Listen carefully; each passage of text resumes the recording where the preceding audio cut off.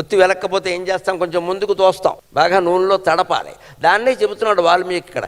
ముందు నీటిలో గంట సేపు తడిపిన ఒత్తి అయినా సరే, నీటిలో గంట సేపు ఒక ఒత్తి నీటిలో పడిపోయిందండి పొరపాటుని, మనం తీసేంత అయ్యో నీటిలో పడిపోయింది వెలుగుతుందా అనుకోకండి. దాన్ని ఏం చేయాలంటే బాగా పిండేసి నూనెలో 2 గంటలు తడపాలి. నీటి అణువులు పోయి నూనె కణాలు దానికి వంట పడతాయి, అప్పుడు అది ఖచ్చితంగా వెలుగుతుంది. అంతగా నీటిలో తడిసిపోయిన ఒత్తి కూడా నూనెతో కలవగానే వెలిగింది కదా. నూనె అనడానికి సంస్కృతంలో స్నేహం అంటారు. అందుకోసం వాల్మీకి చెప్పాడు, నువ్వు స్నేహం పెంచుకున్నావంటే తడి ఒత్తి కూడా వెలుగుతుందిరా, ఎందుకు వచ్చిన వెలగడాలి ఇవన్నీ. తడిపేసిన ఒత్తి కూడా స్నేహం పెంచుకోవద్దు, స్నేహం పెంచుకోవద్దు. ఎవరితోనైనా సరే ఎంతవరకు ఉండాలో అంతవరకు. అయిపోయింది, మీ గదిలోకి మీరు, మా గదిలోకి మేము వెళ్ళిపోయామంతే. ఇంకా అక్కడికి వెళ్ళి ఏకాంతంగా ఉండడమే లెక్క.